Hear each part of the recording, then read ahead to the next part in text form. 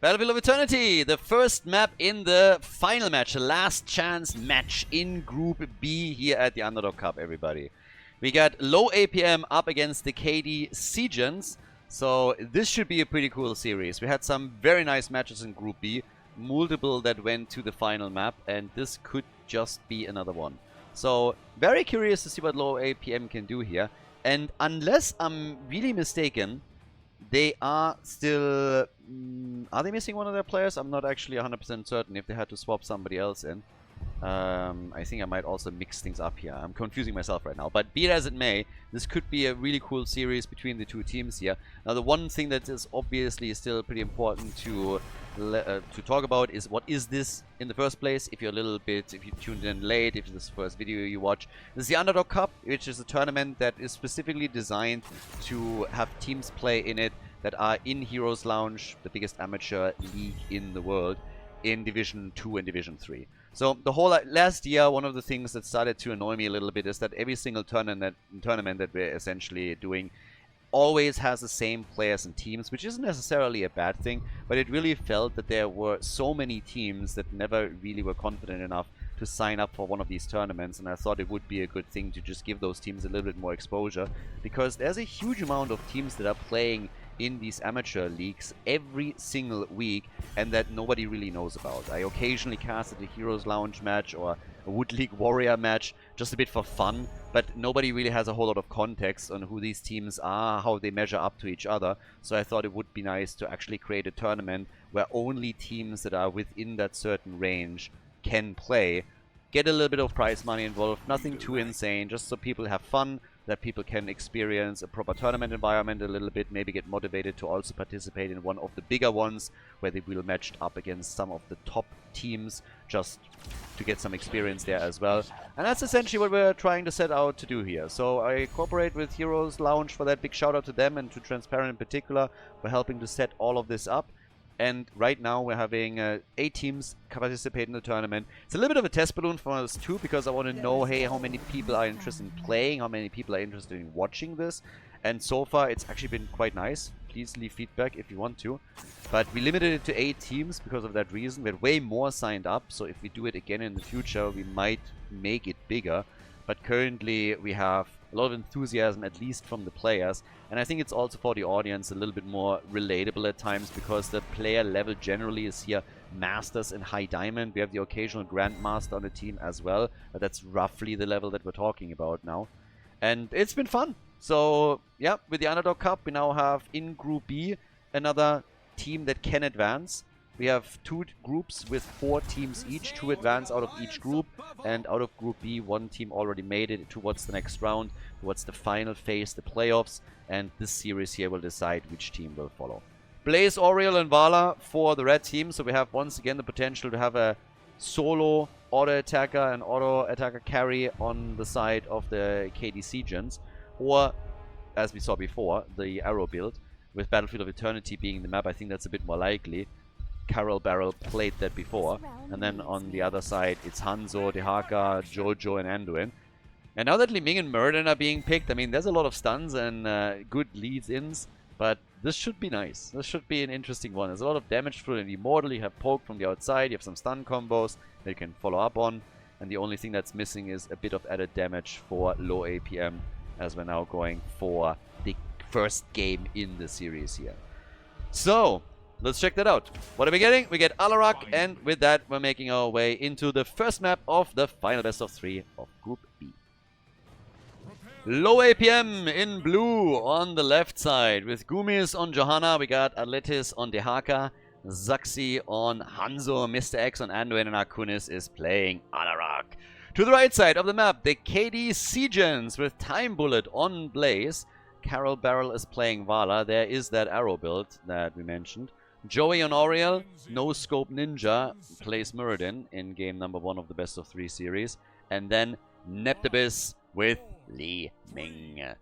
Let the games begin. Let's go. So, who claims victory here? Alarak not going for the lightning build as it seems.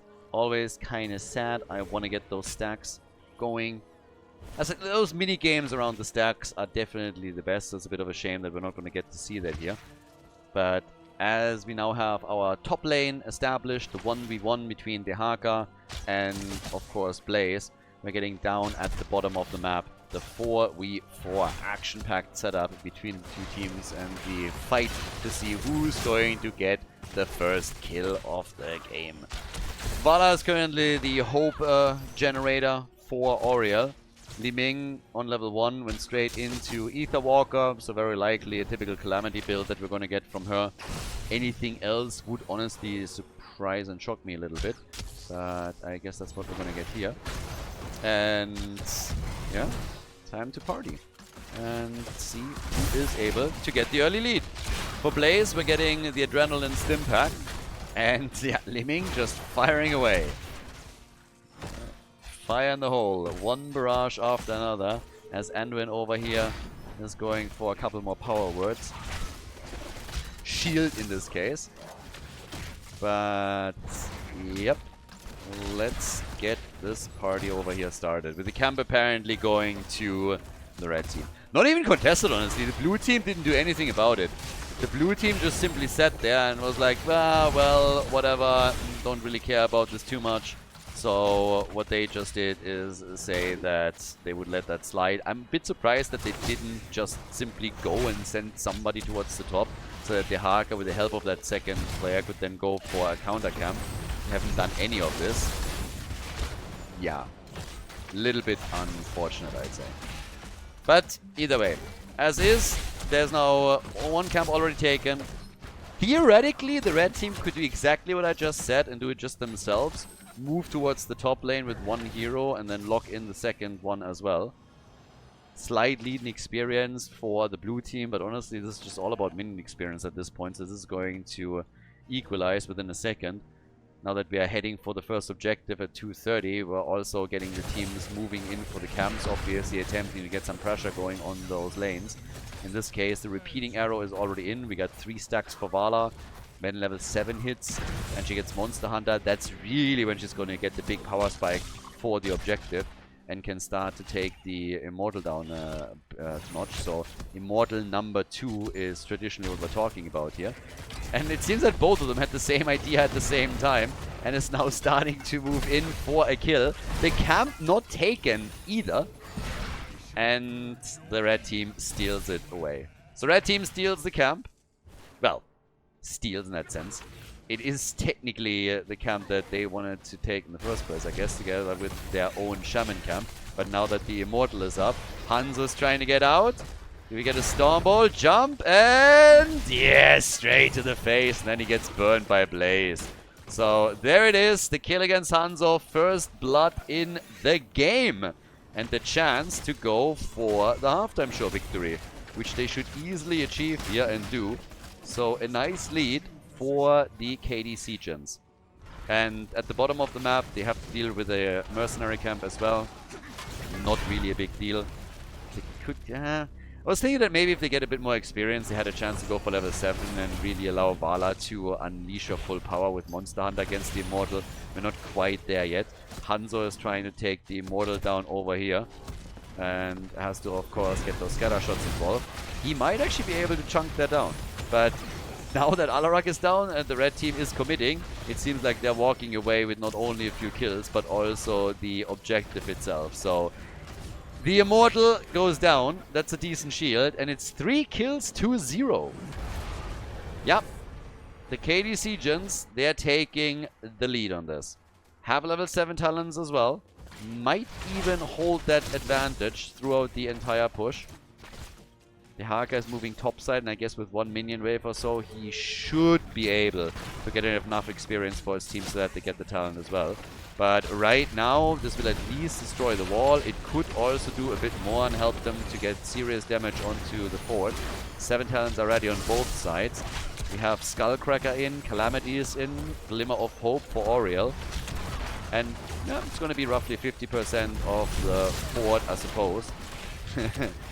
He needs to be careful. It was a nice combo against Alarak, but at the same time he also unleashed his own, and once that hits you and silences you as a mage, you are in serious trouble. There's nothing that you can do anymore to get away from it, so yeah, careful. Very, very careful, or it's going to be the last thing that you do. Blue team is already moving. They clearly see that Li Ming is there. So the whip over, that doesn't hit. That also doesn't connect with anything. They're trying to poke this down a bit before they're seriously engaging. And they nearly kill Hanzo. That combo was full on point. Now they invade with the rest of the team. And it's a 5 versus 5 essentially right now. Full on 5 on 5. And Johanna dies. And then the Calamity kill with the reset. Thanks to Li Ming. The Haka dies in the back. They're trying for Anduin. And he's low. And could still fall here. But the cooldowns are not coming together, and Anduin gets away. Somehow able to get out of that spot, but the situation is still, I don't want to say the same, but it's still similar in the sense that the fort gets destroyed. They suffered a lot of deaths there, so that didn't help either. And yeah, it's just a bit of a tricky spot for them to be in, because now level 10 abilities are ready, which immediately means that you can't take an actual fight. So that's already a problem. And then to make matters worse, your top side gets attacked, and this could very well mean that you are also going to lose, yeah, that you're actually going to lose your next fort here. So problems everywhere, essentially. The fort, they still were able to hold on to this. So, yeah, good news for them, I guess. But with level 10 abilities, I would love for the red team to just push this a bit harder. But the Immortal is obviously also up, so at the same time, we can go for that. 15 stacks for Vala. We're also looking at level 7 Monster Hunter now. I mean, again, they have 10 already, though. But this means that they are going to have the real damage against the Immortal, and Vala can just burn this one down. She gets the assistance from the rest of the team. And that's an easy halftime show victory. And now they should technically have also enough firepower to take this mega quickly before the blue team has a real chance to chunk this down. If they all go for it right away. And Vala has been missing. That was actually the most important one. She gets the combo through, but it's still 50% on the shield that they get. So, could have been a little bit better, I suppose, but still, 50% on the shield is fine. That top side forward has no chance. The camp alone would most likely already have done a lot of work there, if they push with it. And then on top of that, you obviously have now the Immortal coming in, so yeah, have fun trying to get away from that. Not happening. So, yeah, 6 kills to 0, and the push through the bottom of the map, also with Blaze, who will now try and flank over. But 4 doesn't stand a chance. Immortal in range mode with the shield is just like bam, bam, firing away. They're not even getting close. Easy kills right there. Now they try and go for a kill, but they are not able to get that. They are, on the other hand, fully pushing them back past the gate. The Immortal still with a shield, still in ranged mode. The keep will take damage there. This is only the second Immortal of the game. And if they now get a kill, they might even get the entire keep. This is starting to get, they're gonna get the keep. That's crazy. That's really a bit crazy. 8 minutes and 50 seconds in, and the keep is gone. Muradin dies, but that is honestly a death that it's totally worth it. If they would have defended here, I think even the core might have taken some damage. It's not going to, but whoa. That is quite the lead in game number 1 for them. That core just lost. That core just lost essentially the entire shield. Could have lost a couple of hit points too. So yeah, it's kind of wild. They get the control over the camp at the bottom of the map, but they are clearly running this game. And right now, damage output, Li Ming is sitting at 25,000. So that's where we have her. 25,000 for Li Ming. Vala is at 22,000. Over on the left side, it's not looking all that great. They don't have a whole lot here. Yeah. Oh, Dehaka dead at the top. Arrow being sent out, but that didn't really help them. Now we have the level 13 talent ready for a bit. They're already on level 14. And it's just kind of crazy. Blue team is fully intimidated. I mean, rightfully so. They are behind by a talent and they're behind in numbers. They don't have 5 on the map now. But that means that look at the minimap. The entire minimap belongs to the KDC gens. Like, all of it. Totally crazy. And I wish them good luck trying to play through this. Because now with the next Immortal coming up, I'm not so sure what exactly they plan on doing here. They need to win that fight. And the red team is already setting up small traps. They feel mega confident, of course. I like that. I love that they checked that bush. They didn't have vision on the map, so they just checked the bush here. This is exactly how you're supposed to do it. That was a really, really nice move. I like it. Kudos to them. There's a lot of teams that would have just panicked a little bit, not really paid attention, face checked the bush, run into that trap, and then die a painful death. So that one was important. Nicely done. Now, with 7 kills to 1, now, oh, Alarak gets wrecked. Absolutely wrecked.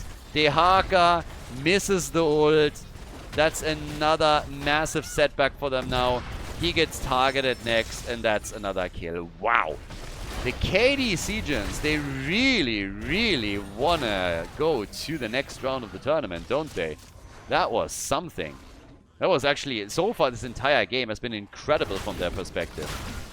Fantastic performance. 9 kills to 1. They're starting to lock the level 16 talent in too, and they're getting a massive Immortal. If we were later in the game, I would say, okay, this is where it all ends. We're not there yet, but this could happen. I mean, Immortal is a beast. They're already opening the bottom of the map up a little bit. But yeah, that is wild. So, not too shabby. With the level 16 talents, Manticores, for example, also a thing. So, talent advantage, 2-level advantage, which gives you stats. Structural advantage, kill advantage, big Immortal. They got everything right now. They got absolutely everything here. And they're going to try and use it to destroy, at a minimum, the keep. But, of course, they would love to end the game right here and now. And they definitely can. They only need a kill or so. Dehaka is moving in from the side. Has oh, nice! This time the arrow connects. Good arrow, and all of a sudden they're going for Auriel. Panic instantly on the side of the KDC gens. Auriel gets a mini heal through, and it's Jojo that dies, and then they take Alarak out. What? No way! Everything worked this time, but they're still falling apart. Now we have Li Ming that gets killed. At least that happens. So the blue team, they have a small opportunity to still defend here. But it's just stun after stun after stun. The Immortal is already on the core. It's going to take damage 100% this time. The question is simply how much. Can the game end here? Yes, no, it seems like it can. They're desperately trying to defend. I don't see it happening. Dehaka is already gone. And that is lights out. They're going to lose this one right here. This is it. 12 kills to 2. 1-0 lead in the best of 3 series for the KD Seagents. GG. Well played. Before we head into game number 2, make sure that you subscribe to the channel if you haven't done it yet so you don't miss out on any future content here on Khaldor TV. So, the KD Gens with victory in game number 1. Now, we'll see if Towers of Doom is going to be the final map of Group B, or if the blue team can fire back and take them on here. Yeah, time will tell. Right now, I mean, game number 1, let's just face it, the KD Gens looked absolutely amazing. They joked a little bit earlier about how they're all boomers, so they need a proper warm-up before they can actually play to their fullest, before they can unleash their potential. Somebody said, like, yeah, it's probably the arthritis. I'm not quite sure what exactly it is, but it's definitely true that they looked like a whole different team on the last map, so they did great there. Now that we're going into the second game of the series, a quick reminder that we have a draft restriction, so heroes can only be played once within the series, meaning every single hero that you saw on the first map cannot be played again in this entire series. Is not going to appear here. So, pretty quick bans too. Obviously, I mean, teams watch each other, right? We've been going through a few matches already. Some of them are also very familiar with each other, thanks to Division 1 and Division 2 and Division 3 where they play.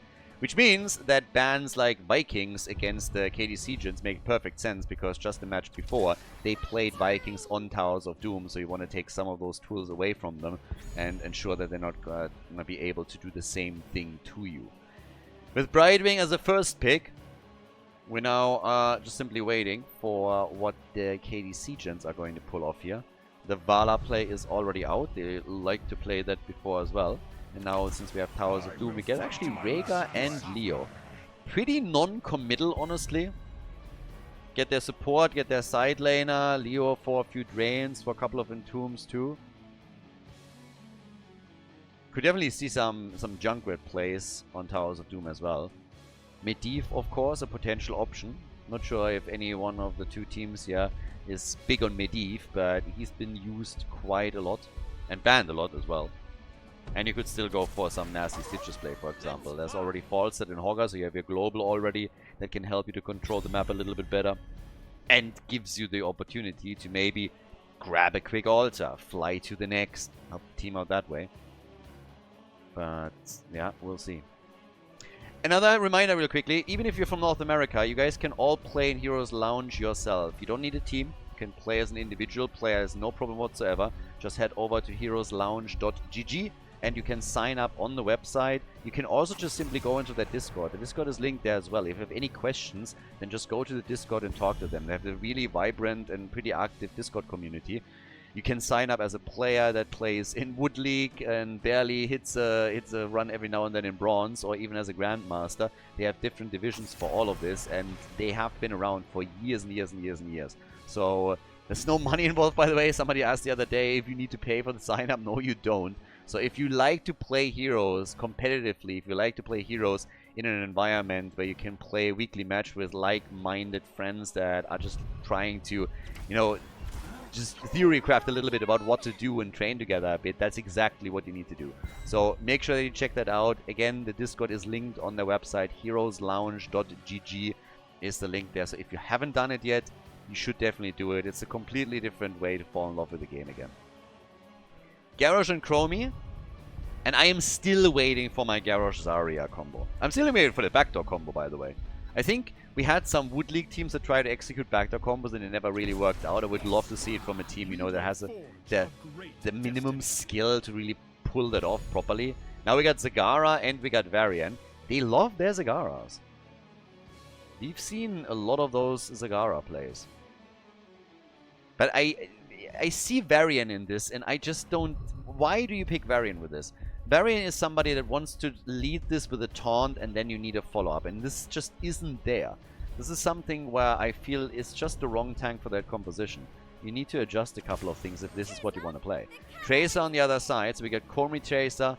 And with that, we're ready for map number 2. This match point number 1 for the KD Seagents. So, ladies and gentlemen, let's find out if the blue team can turn it around or if the red team now advances to the next round of the tournament. The second game of the series, and maybe last one in Group B. On the left side, we have low APM with Aletis on Varian, Gumis on Falstad, Zaxi on Zagara, Akunis on Hogger, and then Mr. X on Brightwing. As over on the right side of the map, it is the KD Seagents with Neptopis on Garrosh. We got Joey on Rhaegar, No Scope Ninja on Tracer, so he's going to be the one trying to buzz down the hit points. Carol Barrel on Chromie, and Time Bullet with Austin's Renewal on level 1 is playing Leoric in game number 2. As I said before, the comp that we're seeing for the blue team, I have to assume that there is a bit of a preference factor in picking a Varian with this comp. I'm absolutely not against picking Varian, but generally what you want to do with him is you want to have a follow-up that normally comes either from another melee that can stun, but traditionally it is support. You have, for example, Varian Stukov, Varian Malfurion, Varian and Tyrande. Anything along those lines where someone can follow up on taunt and then really lock the target down further, and you pair that with either a really strong auto attacker or you're just instead trying to get somebody into the mix that can dish out burst damage, which is usually a mage. So in that case, you would then go in, drop Jaina into the mix or someone else. And that normally brings you into a position where you can get very quick and easy kills after level 4. But they don't have that. So I'm not sure how far Varian can go for them here, given that they're lacking exactly that. They can, I guess, follow up with Brightwing. I mean, again, Brightwing has poorly, Hogger has potentially a shockwave stun.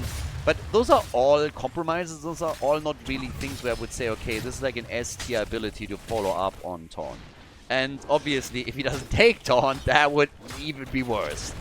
That would be even more horrible. So you don't want that to happen. Pumpkins are already being claimed all over the place right now.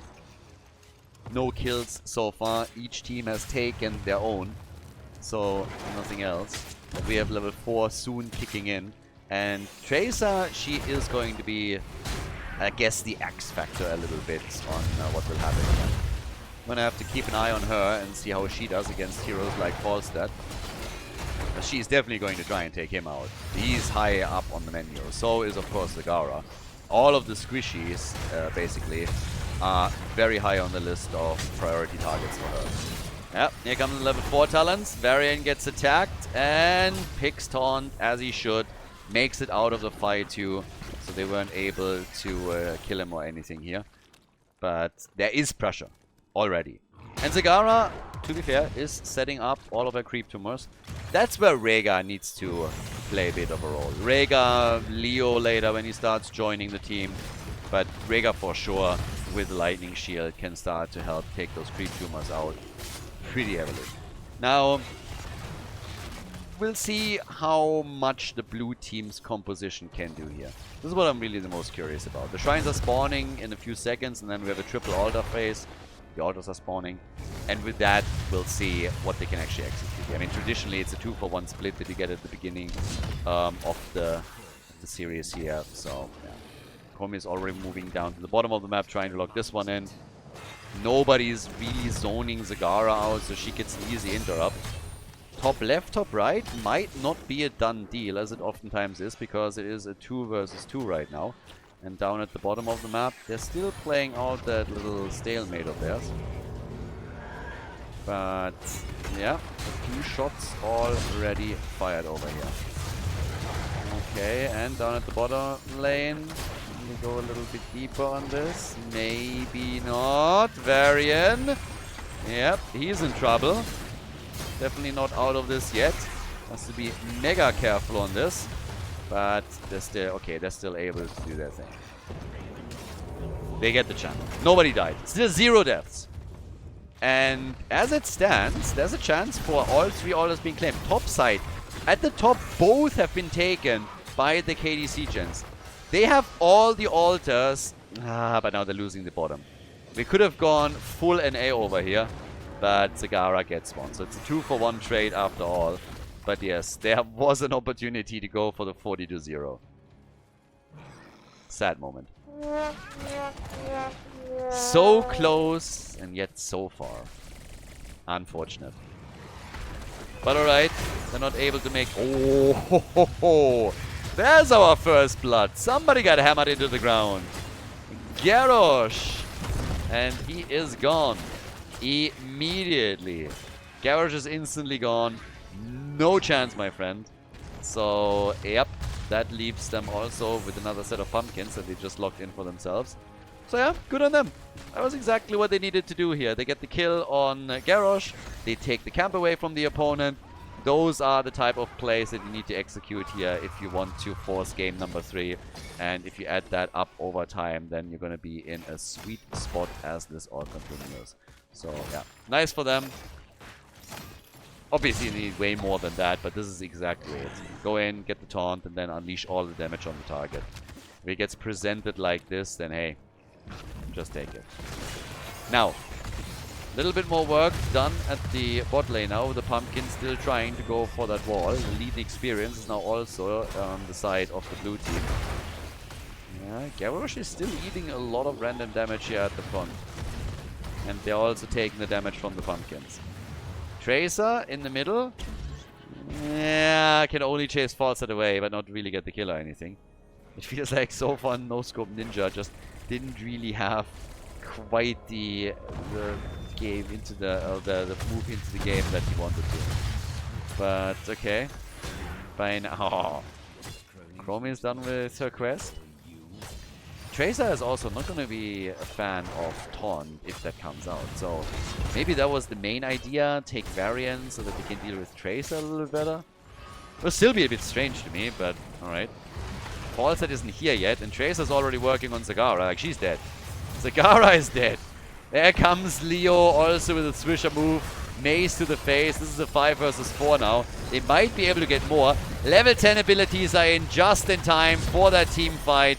They can't quite use it to get another kill, but they definitely need to make sure that they're now channeling that altar before the opponent is able to fight back. More is ready.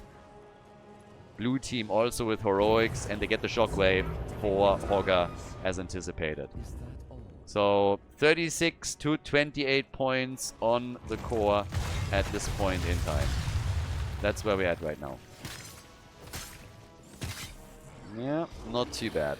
Now, up at the top, Hogger with a money pick, riding into battle in style. But over here, we force another battle. We have 3 seconds for Entomb.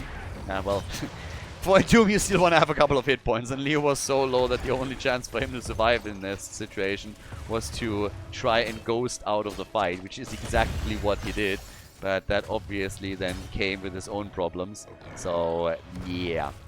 There's nothing that he can really do in that situation, but simply say sayonara and move out, or just risk that he's gonna die for essentially nothing. So, yeah. Forcing that fight wasn't really worth it. But okay. Another camp already gets taken. And now... Oh, false dead. Killed by Tracer. Caught in the middle of the map here. Yeah, well, this is still playing out. We now have, in addition, the team fight at the bottom of the map. So here comes Chromie with her ult. Oh, and they nearly got the kill. Mega close on getting a kill on Varian, but not able to grab it. So Varian's still alive. They're trying to turn it now onto Rhaegar, for example. The flip from Garrosh, for a second I wasn't quite sure if this is actually hurting Varian or if it's a trick to take Rhaegar down. But Varian dies. The Maw is doing some damage too, though. And Rhaegar is still able to somehow get a heal through that saves them both. Falstad eats at least some... Oh, might actually... Oh, okay. Might die to Tracer, but then gusts. And that creates enough space so that they can move away from it. It's still 3 kills to 1. And they are chasing, and they're chasing hard. And the altar in the middle, this is obviously the one that they're both now fighting for. It's a 5 versus 5. And Chromie is trying to get the channel. They're still making the next play as they're moving in for Brightwing, but also False that is getting a bit low and is hit hard by some of those shots that Chromie is firing away here. So that's the next problem they're facing. And this could be a kill, and it is a kill. Brightwing is gone. Brightwing is eliminated. Falstad also murdered by Leoric. And here's the triple baby. They come in for Hogger. They take him down too. And this is a disaster already. Huge problem for them. Losing the altar is the least of their worries. It's more the fact that they're falling farther and farther behind in experience. And that they are losing the lanes. They are having mad problems just simply keeping the lanes going here. And this is looking grim. So, can they somehow turn it? They could. Once they have level 13 talents, they can go for the team fight. But they definitely need to start to stabilize a bit. Because right now, this is not looking great for them. Yeah, not even a bit. This is actually looking insanely dangerous. Currently, the Maw on Garrosh. And it doesn't matter whatsoever. Because Zagara gets just simply crushed. Absolutely crushed. Doesn't stand a chance there. Not even remotely. So, yeah. Bad news for her. And they are going for that bell tower. So they're going to try and get that bell tower converted at the bottom of the map. I mean, poke at least a little bit. They're not fully committed or anything. But the bot lane is the most important one, as highlighted over and over again. So this is where they're going to focus all of their efforts and where they're going to try and make the biggest impact now. And then see where it gets them. Getting a couple of pumpkins is just the first step that will help you to get there. But... yeah, trying to go also for Zagara again in the back. Tracer maybe a bit too eager, and it leads to her death. That is a bit of an issue. Tracer can't just get that aggressive. They have level 16 talents now. There was no reason to be this aggressive around it.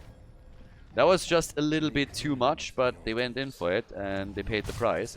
Top left, top right, now that the altars have spawned, that's where we're getting that's where we're getting the exchange now. I mean, it's still 4 shots on each side, so it's 20 against 32. With the level 16 talent, it's still a big advantage for the team in red. I mean, just what it is. But yeah, time will tell if the team on the left side of the map is able to somehow bring this back. Half level until 16. Once that they have it, there's an opportunity. The damage output, 31,000 for Zagara. She's actually top damage on the team. Nearly top damage in the game. She's only eclipsed by Chromie. So Zagara is getting really good numbers out here. But at the same time, with the Ancestral on Garrosh and the nice Entomb that we just got, they take Brightwing out. Hogger isn't even here. Hogger doesn't give a shit about this team. Hogger is just like sitting at the top side like, yeah, I never liked you guys. I never liked you guys. You just suck. And I'm just going to do my thing. What are you going to do about it? Nothing. Exactly. That's what. So he wants to go for the top side bell tower. I mean, to be fair, he's going to get it. The problem is that his team is struggling at the bottom. And everybody is just insanely low. Forrester can't believe that he survived this. And Garrosh can't believe that he just died. So somehow they're still, well, I was about to say they're somehow still turning it, but then Varian just gets not only killed, but his corpse gets essentially kicked across the entire map, and he just dies there. So while Hogger claims the top bell tower, the one at the bottom gets claimed by the KDC gens, and the bot lane is more important, so technically it's a better situation still for the red team. But it's also the fact that they're still leading by an entire level. There is a triple altar phase now too, and it is another 2 for 1. Very likely. Should be. Which puts the blue team down to 12 points on the core. Doable. Can bring that back. Still can be tricky. So, now that they're trying to reclaim the bot lane, Leo is up at the top. I mean, red team has to make a bit of a choice here. Either they have to reclaim one of their own a bit faster. Oh, that's that bird. Yep, the chicken is in the KFC basket. So that's going to be some nice chicken wings for dinner. Oh, and he's dead too, isn't he? Yeah, Varian has a big problem, and it's called a severe lack of hit points. They're still trying to fight this though. Varian is still not dead. Now Leo comes in as well, and there it is. Varian falls. Kill number 11 for the blue team. Whoa, the Entomb! Clutch! Leo with a clutch Entomb and play. And now, of course, they can try and retake the bell tower that was just taken. Because currently the blue team has more bell towers than the red team. Yeah, but they take this easily. There's so many pumpkins around that it's not even a contest. They're just going in right away and they're saying, thank you. And now they retake it. And Leo is back up at the top lane. They have level 20 talents already. So currently what you want to do is you want to take the next 2 bell towers and then see if you can maybe go for the boss.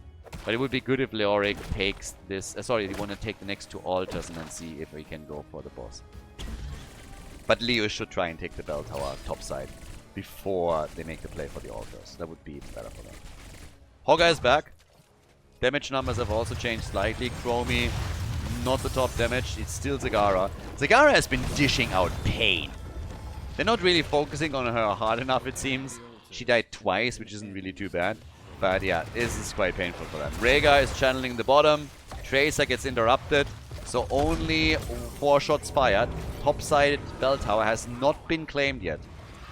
So it's a 4 versus 4.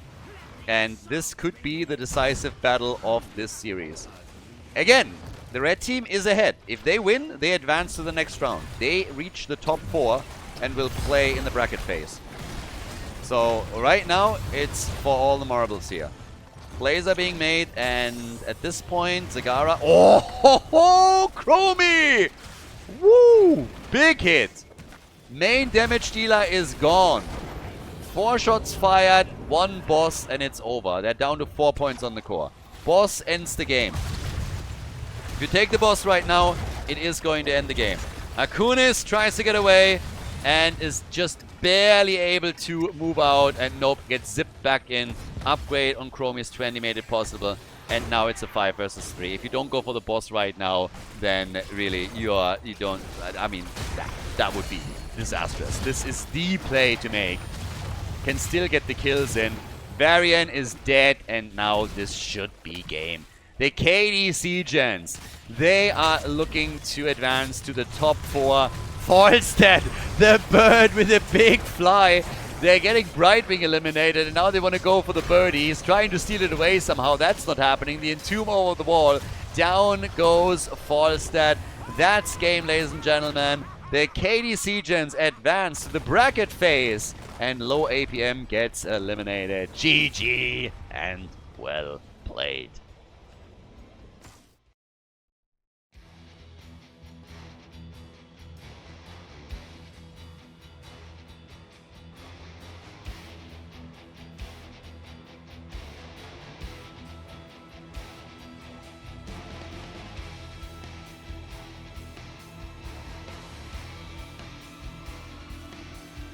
Thank you everybody for watching the video today. I hope that you enjoyed the show and the commentary.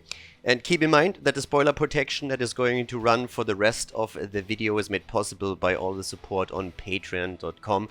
So guys, if you want to support my work, if you want to help me start new projects and keep the spoiler protection in place, please consider heading over to patreon.com/Khaldor. There's also a link in the YouTube description, and check that out. Thanks in advance, and see you guys next time with more esports coverage here on Khaldor TV. Have a great day.